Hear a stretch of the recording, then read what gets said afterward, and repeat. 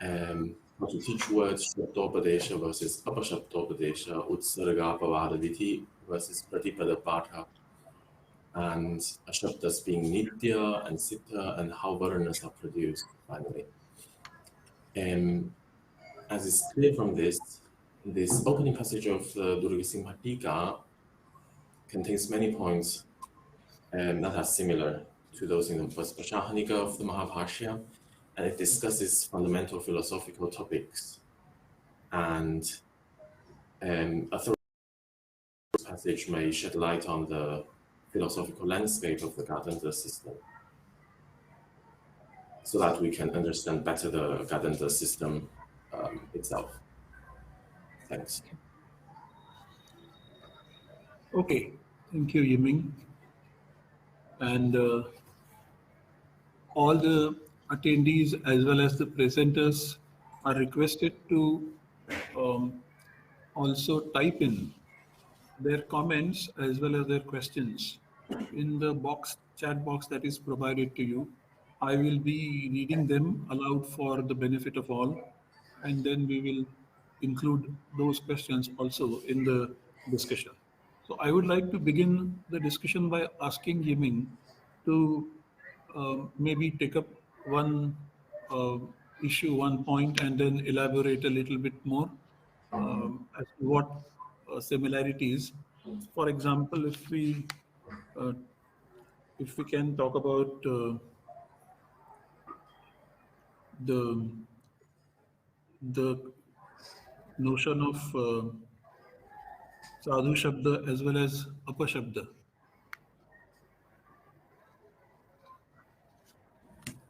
Yes. So first of all, the terminology is similar, and second, so I'll quickly read the passage I quoted in my presentation. Atake punastesh, so from the Durga Simhatika, Atake punastesh abdaha ye sadhavaha. Atakimidam sadhutvam nartha pratipadagattvam. Nahi apashabdaha artham gamayanti. Atha apashabdaha shrudasantaha sadhu shabdan gamayanti tadortha pratipattiriti. Atha shabdanam artheshu sanketa vashat arthasyavabodhanam apashabdanam api samanam dharma hetutvam brumaha. So this is the passage I quoted in my presentation about apashabda and sadhu shabda, and as you see from the passage I just read, this is just an excerpt from the whole section, and as you can see, this expresses somewhat similar ideas in the Mahabhashya, or ideas that have been discussed in the Mahabhashya. For example, the relation between sadhutva and artha pratipadagattva. So that is to say, the relation between the correctness of a word and the state of being a denoter of meaning of a word. That is to say,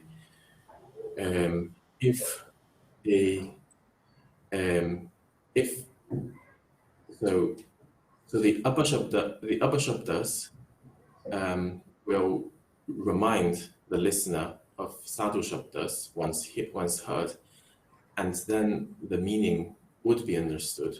And therefore, in this respect, apashabda and sadhu shabda are no different.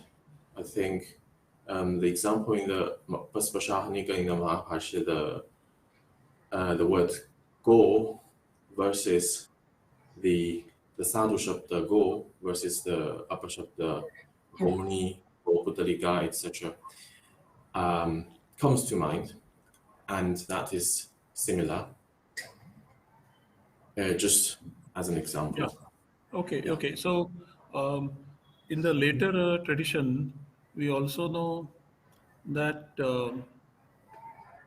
they tried to define sadhuta in various ways.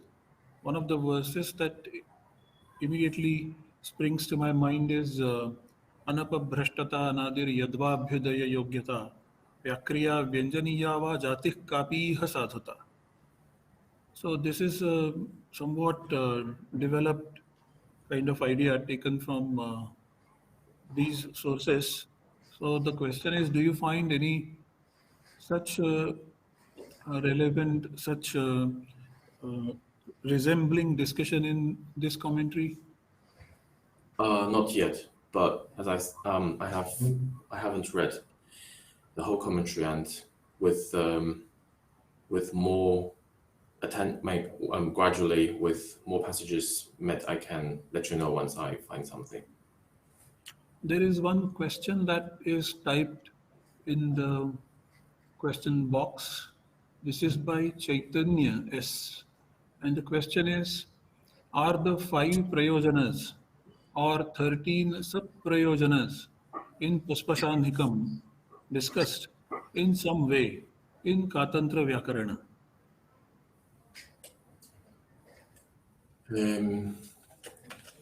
Yes, So I the think. so the reference is to Rakshohagama Laghuva Sandeha Prayojanam and also Te Suraha, etc. etc. Yeah. I will. I oh well. I cannot answer off the top of my head. I think at least some prayojanas have been discussed in the Garden Tradiga. Yes. So a related question to this is that the later tradition has also stated that the word Shabdanushasanam itself states the main prayojana of the composition of this grammar. So has this, of course, we can ask if this is also discussed or debated or opposed or whatever it is treated in the Katantra tradition. Yeah, that is another question to keep an eye on while proceeding in the study of this commentary. Yes. So, does Katantra grammar and this Tika accept the Shabda Nityatva? Um,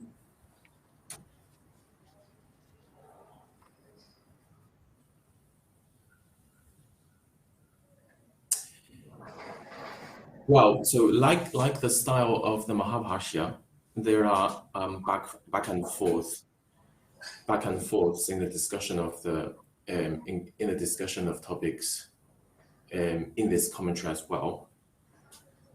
And from the excerpt I see, the Nitya position has been presented. So I could provisionally say that it has been accepted, but the context must be taken into consideration and see whether other positions have been adopted. And if yes, then just as with the Mahabhashya, the difficult point in my view is to identify the view of Patanjali himself, or the view of the Mahabhashya text itself. In the same way, we might come across the similar difficulty in this text. Okay, so I think there is one more question by Manji Bhadra, but we reserve it for the second round. I think we should proceed further now. Go to the Yeah. next paper in the order. Thank you very much, Yemi. Thank And the you. next paper in the order is by John Lowe. Welcome, John. Welcome to the session. And I request you to, in brief, present or sum up your arguments, maybe 3 to 4 minutes, and then so that we can have 10 minutes overall time for discussing your paper. Okay, thank you.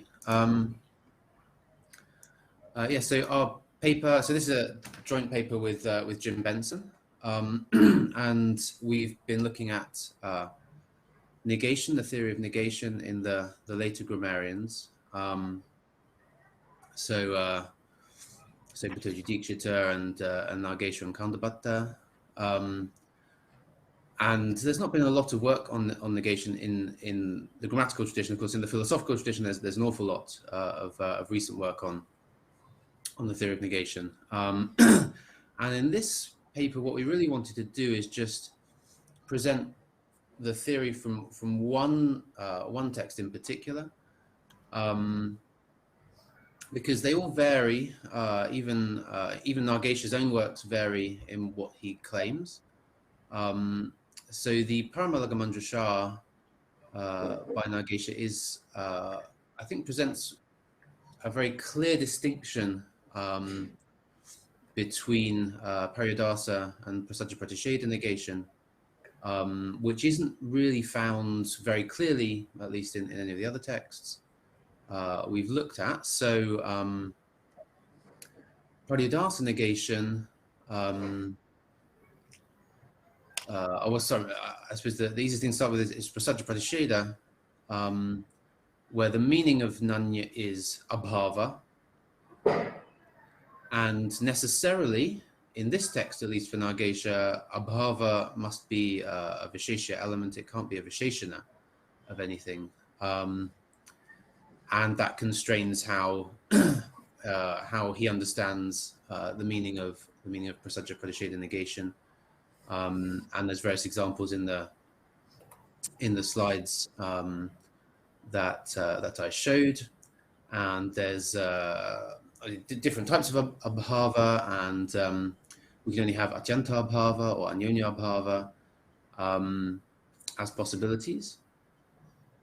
And of course, I mean, it's worth mentioning the examples that Prasajya Pratisheda isn't only uncompounded, it can also be compounded, and Paryadasa can also be uncompounded negation as well.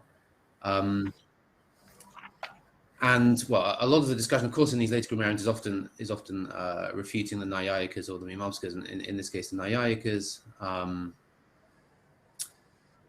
I think that what's interesting is when we come to Paryadasa and the fact that we have a very different analysis of what Nanya means, that essentially abhava won't work for Nagesha in the case of Paryadasa negation. And so we have this notion of aropa, superimposition, and the meaning of something like abrahmana will be aropita brahmanatva. And then from that, we will have some kind of sort of contextual extrapolation, and we will get the artha meaning in the context, which will be similar to a Brahman or something like that. Brahmana Sadrashya or something.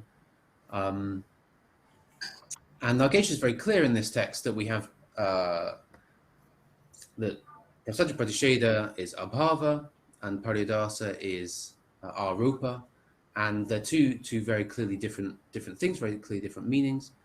And I think at the end of the slides, I sort of showed that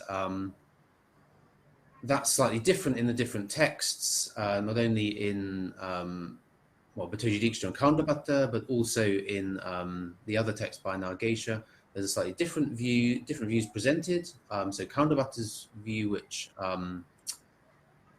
he takes to be Bhattoji's view, is that Nanya just means abhava, and we can get round the problem. We can say abhava can be a visheshana element, and we can explain everything that way. And Nagesha, in contrast, in the Lagamanjashar, seems at the end to conclude that everything is aropa. Even if we think that Prasajya Pratisheda means abhava, we can still get there via aropa, because we're going to have this contextual meaning further on from that. So I think that's interesting, but it's interesting particularly that the Paramalaga presents this very clear distinction between the two, and whether that's for sort of pedagogical purposes or whatever is an open question. And we're still reading these texts, and we're still trying to bring together a bigger picture of the whole later tradition. But that's basically what I presented. Okay, thank you, John. And now I declare that this paper is open for discussion. The presenters, the paper presenters who are present in this session, they can directly ask the questions if they have any, or they can also make a comment. And those who are attending this session, they may type in the box provided to them, and the question related to this paper, I'll read it immediately. If there are more questions, we can reserve them for the next round of discussion. That will happen after we finish all the presentations first. So to begin the discussion, is there any question from the presenters? If not, I would like you to elaborate a little bit on Nagesha bringing in the concept of Bodha Artha in dealing with the negation. Okay, yes. Let me. This is a complicated part of the text. And this is part of the discussion with. Oh, sorry. What does it come out of? Let me just. Sorry, if I can just find my.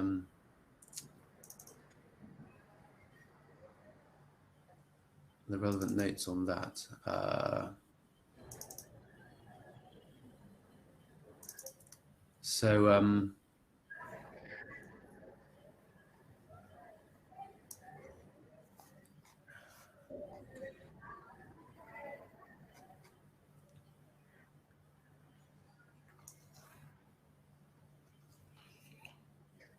Also, yeah, please. Sorry, yes. So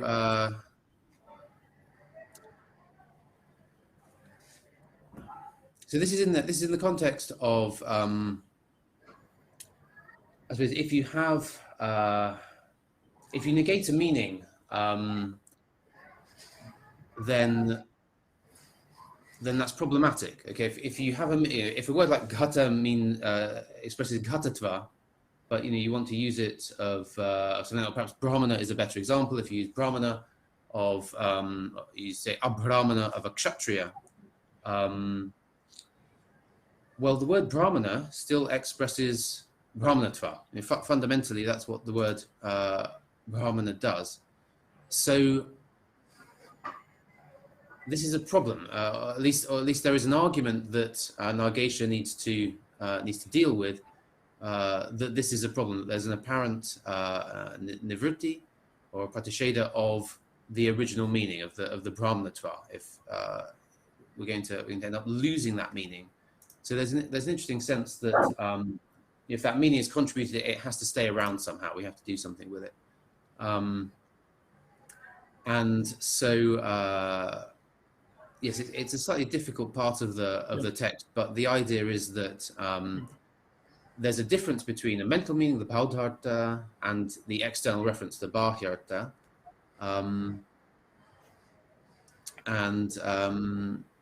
So I was, if I can come in, I'm sorry to interrupt, but if I can come in, what I was alluding was Nagesha saying that when you say gato nasti, when you start constructing this sentence and you utter the first word gataha, this itself suggests the satta, some existence. And then you are negating it by saying nasti. And then that seems to be a problem. And that brings in the concept of Buddha satta and says that the satta that is referred to when you say ghataha is primarily the Buddha satta. And nasti is there to say that, well, there is no corresponding external referent reality in the external world. Something like that. Exactly. Yes. Yeah. Exactly. Yeah. Different example, but the same issue. Exactly. Yes. Yeah. That's correct. Yes. Yeah. So there is one more question to you, John. This is anonymous. Let me read out the question, and then I think I'm afraid we'll have to move to the next paper. So the question is, has the authorship of the Paramalaghu Manjusha been established? I had the impression that it was unlikely that the Paramalaghu Manjusha was composed by Nagesha, since the Sanskrit used there is different from Nagesha's own? Yeah, thank you. That's a that's an interesting question. I suppose it's very hard to establish authorship absolutely, but I am. It's interesting. I hadn't actually come across before the claim that it wasn't composed by Nagesha. So I haven't found any. I'm not aware of anything explicitly claiming that. But that, and there are commentaries, of course, on it, which the commentaries by Nagesha's student. To my knowledge, it hasn't been questioned. But if it is questioned, no, I don't know necessarily how we establish it. But well, it would be a hard one to prove absolutely. Sure. Let's go to the next question asked to John. This is also, I think, a smaller question. So let us take it up right now. I was wondering about the origin of the concept of Aropa in the school of Vyakaran. It does not appear before Kayyata and Helaraja. Are we able to determine that? That is a question by Malgorzata Sulich Kauli, who also has presented a paper on negation in the first session of this Vyakarana section. Thank you. Yeah, it is an interesting question. It's an interesting question where a number of these concepts and ideas come from, well, I think obviously it comes in. I suppose via the philosophical tradition, but exactly at what point and how it does that. No, I mean we are, as I say, we're working on all of these texts and trying to get the bigger picture and trace some of these things. But no, I can't do more than what you've already said. And yes, I suppose it's due to the interaction with the philosophical traditions, of course. Okay, thank you, John. And we move forward. The next paper in the order is by Mrs. Anita Shroff, and the title of her paper is Justification of Placement of Rules in Tripadi and Their Ordering. So, request Madam Shroff to sum up the paper. Namo Namaha. I would like to share my screen. Madam, please, we don't have too much time for that. If you No, can just... it will be very brief, sir. It will be very brief. Okay.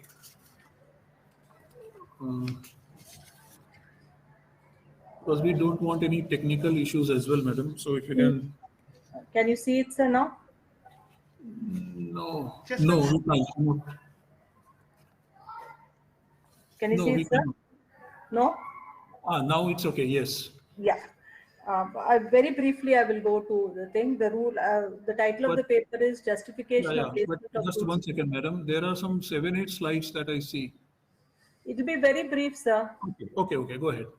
I've only dealt with the second pada of the 8th chapter. I have divided into different domains like Swara, Nalopa, Vatva, Latva, Kutva. These are the domains which come in the second pada. We have Rutva, then we have Pluta, which is from 8.2.80 to 108. And this search which I have done is I've taken each rule of the Tripadi and I have put it in a search engine known as ashtadhyay.com, and I have searched in the commentaries for that rule and I've come up with various examples of them. My paper is basically divided into 2 parts. One is why a rule has been placed in Tripadi, and the second point is the ordering of the rules in Tripadi. The possible reasons could be that it comes under the Adhikar of Pada. It is needed to derive certain words like Gudalinman, and also to get optional forms like Shitoyam Tapasvi, Kshinoyam Tapasvi, etc. And also to prevent application of some rules as given by tradition as Adesha Lakshana Pratishedhartham. So these are the possible reasons which I've come up with for a rule to be placed in Tripadi. The next part of the paper is why this particular ordering has been done. I have dealt with only the second pada. That is, as we had seen the different prakaranas, let me just give you a few examples to explain what I'm trying to say. Now, suppose we take the word prashan. It gets nakaratva because of mono dhatoho, which is 8.2.64. But if you see this, nakara lopa could have been done because of no lopaha pratipadikantasya. So it is necessary that no lopaha pratipadikantasya should be placed before mono dhatoho. Same way, if we see the derivation of ataha, we have anadesha is there, and then there will be nakara lopa and rutva followed by visargadesha. When going on to skoho sayogantyo antecha bridbhyam, first there is sakara lopa by 8.2.29, then shatva by brashcha bhrashcha srija brija raja bhaja shasham shaha, followed by jashtva, by which we get bridbhyam. Kutva, when we say, when to get the word Vagmin, first you do Kutva and then you do Jashtva. This is 8.2.30 followed by 8.2.39. Same way, this is Kutva followed by Jashtva, whereas in case of Pakva, it is Kutva which is followed by Nishtha Takara, which takes Vakaradesha. Shatva, when we say the example of Upayad Bhihi, we have Shatva followed by Jashtva.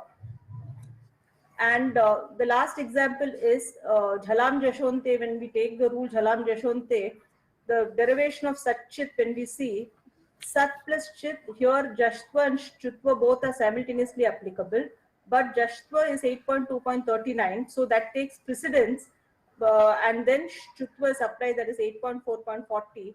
And after that, again at this stage, both Shtutva and Chatva are simultaneously applicable. So then, but because Shtutva precedes Chartva, Shtutva takes place. So we get Saj plus Chit, Sach plus Chit again because of Chartva. So when we see this derivation, we see that all the operations needed to be done, but then the placement of the rules played a very important role in order to avoid conflict. Yeah, so then this is what it is. These are the reasons why a rule has been placed in Tripadi, and the ordering, we can deduce that certain operations need to be done necessarily before certain others to get the desired form. Thank you. Okay, thank you, madam. And I really appreciate that you summed up your argument in as brief a manner as possible. So I request all the presenters to ask the question or to make any comment. So there is a question in the box by Rohan, who is requesting you to state the new element that the discovery that you have made during your research work in this paper. This is nothing new as such. I'm only trying to justify the placement of the rules first and foremost in Tripadi, and the second point is the ordering also. So when I take different examples, once the Prakriya enters Tripadi, suppose at one stage maybe Kutva has to be done and then Jashtva. So if I'm able to point out, get many examples in that manner, I will be able to justify the ordering of why this one Prakarana has been placed before this or after this. That is what exactly I'm trying to do. Okay. So just to begin the discussion, what have you thought about the cases where the sutras placed in the Tripadi, they are not a siddha for some sutras in the Sapada Saptadhyayi? Yeah, then the traditional acceptances like Ashrayat Siddhatvam, it says. Now when we say Dhode Lopaha and Rori, what happens is Dhro Lope Purvase Dirgo Anaha, which is in 6.3.111. But whereas these two rules both are in Asiddhatva. The tradition says it's Ashrayat Siddhatvam, but what I did was I logically went through why these rules, that is Dhro Lope Purvase Dirgo Anaha, from that set of rules had to be placed in 6.3 after in 6.3. The reasons are, first and foremost, it comes under the adhikara of Uttarapada, first point. these rules, that is 6.3. Second point is that all these rules, it's not possible to put all these rules in Tripadi, because then other Dirghatva deals with Dirghatva, and only this particular section deals with Dirghatva in the whole of Ashtadhyayi. And then the next Dirghatva, Upada Dirghatva is in Tripadi again. Vroho Upadaya Dirghasya Ikaha. So then that is in Tripadi. So this is the only section. So it is not possible for him logically to put these set of questions, the rules in Tripadi. So this is one thing which I came across. So Yes. then, And then a similar question is about about certain gaps that we find which prevent the derivation of the forms that are used by the speakers of Sanskrit, for which the Vartikakara had to make statements. and without Vartikas, it is not possible to justify many words. Like, it is really not possible. So Vartikas are definitely needed. That is going to be one part of my thesis also, where how Vartikas, how they play an important role, in order to resolve the conflicts which could arise. No. So the question is, if suppose the Vartikas are not there, No, then it will not be possible. There will be many such cases, like Sichlope, that where there is Siddhatva, Itaha Iti, that rule, where, in that there's a Vartika which says this is Siddha for Sichlopa. So otherwise we will not be getting many forms. So we Okay. have to use the Vartikas. Okay, so this was about the relation of the rules in the Tripadi which are Siddha in the Sapada Saptadhyayi. Now there are proposals made by the Bhashyakara and some other commentators to shift some sutras within Tripadi to some other location within Tripadi. So far I have not thought so much about it. Yeah, Now, so I think that will be an interesting point to explore, in interesting way to start. In fact, I'm working on 8.4.41, that is Shtutva, and after that Dhodhe Lopaha is used. That is the thing. So, but Dhodhe Lopaha is 8.3 somewhere, and this is 8.4.41. So then why couldn't Panini have placed Dhodhe Lopaha and Rory after Shtutva is the question? Because if Dhodhe Lopaha is going to be definitely used only after Shtutva, why place it before that? So then one possible reason which I thought of is that it comes under the Adhikar of Pada, because 8.3.55 is Apadantasya Murdhanyaha. So that is one reason, but I have to still think about it, and I am thinking about it in that manner also. Why do you think it was necessary to mention Anaha in 8.4.1 when it would have been available by Murdhanya? Because there are certain conditions and certain words which cannot be derived just by giving it as Murdhanyadesha. And Murdhanyadesha, there basically it is only for Sh and Dha, from what I have seen so far, the examples.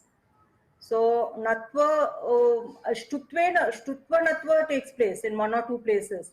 But Natva, because of Murdhanyadesha, I have not yet come across any example because of that. No, there may not be any examples, but suppose the word Murdhanya is continued. So in place of Na, Rashabhyam Naha, Samanapade. Suppose this is the Sutrakara, and the word Murdhanya continues. Okay. Wouldn't it help derive the same forms that we are deriving right now with the occurrence of, with the help of the word Na? I'll have to check that, sir. I'll think about it in that manner also, because I wouldn't be able to answer you offhand that way. Okay, okay. So I think there is no more question on this particular paper. We may safely go ahead. There is one question. Oh, okay. So let me see. In the order, the next paper is by Vidushi, etc., but they seem not to be present. So we directly go to Revati Kulkarni, whose title of the paper is Historical Overview of the apadana yogyata in Sanskrit. So over to you, Revati.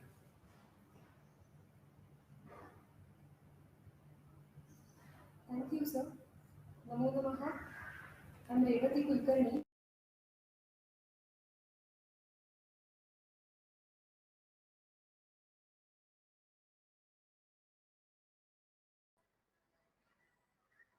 Ravaji, I'm sorry, your microphone is not audible.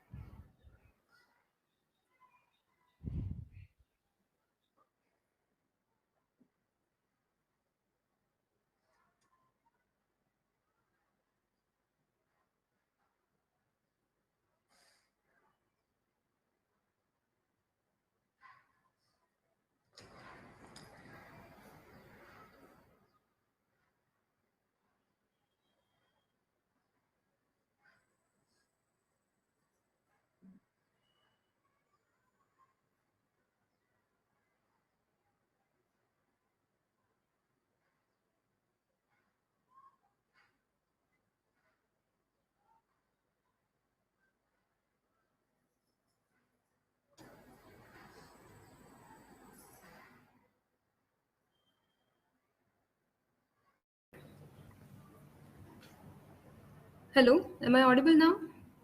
Yes, thank you. Yeah, I'm sorry about the technical glitch. I'll briefly state what I was talking about. I was talking about Yogyata.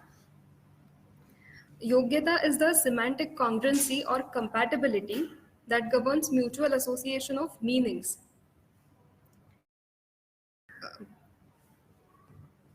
In the texts dealing with Artha Prakriya in the Indian grammatical tradition, Yogyata is identified as the Sahakari Karan of verbal cognition. These texts provide various definitions and ample discussion on the nature of Yogyata. However, to our knowledge, there is no articulate Sanskrit treatise that describes the Yogyata relations of particular elements with one another. For instance, if we assume x and y to be two dhatvarthas or pratipadikas, which are seen frequently in relation with one another, we have no single rule or such a rule book to refer to and say that by this particular rule, they are yogya in the first place and hence they are used together in a sentence. Why it must be so? Discussed from the lens of perspective of yogyata. Well, this is not the case. Yogyata of particular elements is definitely under discussion at places. There are several such instances. To quote one,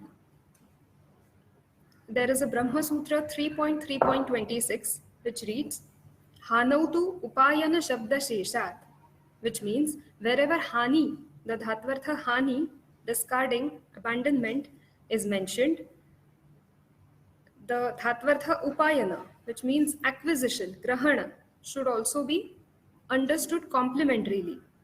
While interpreting four Shruti Vakyas, this particular Brahma Sutra discusses the yogyata of two dhatvarthas, namely Hana and Upayana. So there may be many more such instances. They need to be compiled from the perspective of yogyata. Again, of course, grammar does provide us guidelines regarding the relations of words, but